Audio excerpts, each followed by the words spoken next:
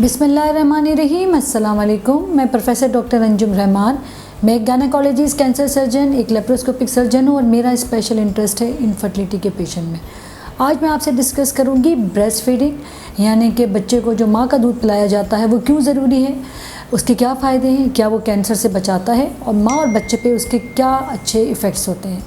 Breast feeding जैसा कि हम सबको पता है हमारे मज़हब में भी ज़रूरी है। हमारे मज़हब में इसकी हिदायत की गई है कि माँ बच्चे को अपना दूध पिलाए। डेफ़िनेटली जो भी चीज़ हमें हमारे मज़हब सिखाता है उसमें कोई ना कोई फ़ायदे औरत या उसके बच्चे दोनों के लिए होंगे, इसीलिए ये ज़रूरी कहा जाता है। बच्चे को क्या फ़ायदे होते हैं और माँ को क्या फ़ायदे होते हैं। डेफ़िनेटली माँ का दूध में जैसे ही जो पहला दूध होता है, पहले हमारे पास बड़ा मिसकंसेप्ट है कि हम शहद चटाते हैं या हम गुट्टी बच्चे को चटा देते हैं।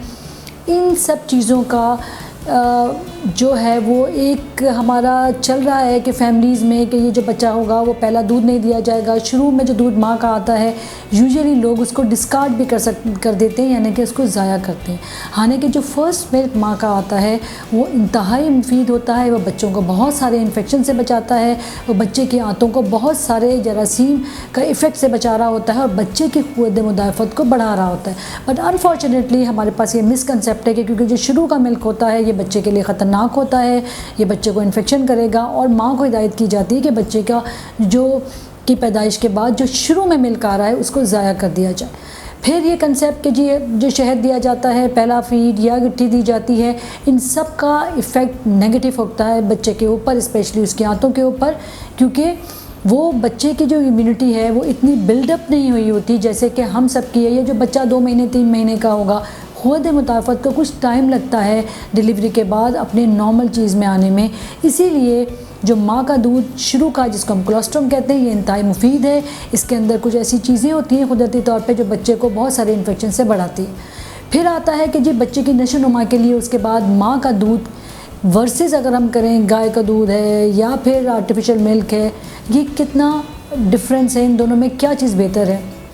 डेफिनेटली जो माँ का दूध है उसके अंदर विटामिन, उसके अंदर इम्यूनिटी बढ़ाने की चीज़ें, उसके अंदर हर तरह की जो ज़रूरी इंग्रेडिएंट्स हैं वो कुदरती तौर पे ज़्यादा होती हैं जब हम कंपेयर करेंगे फार्मूला मिल्क को या किसी और दूध से। दूसरी बात है वो इंतहाई स्टेराइल होता है, अल्लाह की तरफ से वो स्टेराइल है, इसमें कोई सफाई सुथराई की बहुत ज़्यादा ज़रूरत नहीं है और वो एक नेचुरल स्टेराइल मिल्क हम देते हैं।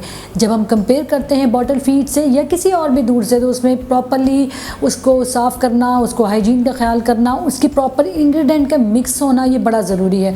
अगर वो नहीं होता तो बहुत दफ़ा हमने देखा कि जो बच्चे हैं वो ओवर द टाइम उनको डायरिया हो जाता है, चेस्ट इन्फेक्शन हो जाता है। एक तो मैंने जैसे आपसे कहा कि जो माँ के दूध के अंदर, कुदरती दूध के अंदर जो अल्लाह ताला ने क़ुव्वत मुदाफ़त को तेज़ करने की या अच्छे करने की चीज़ें हैं वो इस फार्मूला मिल्क या अदर तरह के दूध में नहीं है।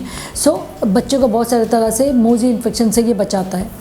उसके अलावा बच्चे की ग्रोथ पे बड़ा अच्छा इफेक्ट करता है, बच्चे की इम्यूनिटी पे बड़ा अच्छा इफेक्ट करता है और जैसे मैंने बताया कि ना सिर्फ ग्रोथ और इम्यूनिटी बल्कि बच्चे को बहुत सारी बीमारियों से ये बचाया जाता है। और बहुत सारे न्यूट्रिशन की कमी है, जैसे कैल्शियम है या इसी तरह की जो कुदरती फ़र्ज़ करें बच्चा टाइम से पहले हुआ है, बच्चा कुदरती तौर पर कमज़ोर था, तो जो माएँ अपने बच्चे को अपना दूध, फ़कत अपना दूध पिलाती हैं, ये न्यूट्रिशन की डिफिशेंसी बड़ा फास्टली बच्चे में कवर हो जाती है।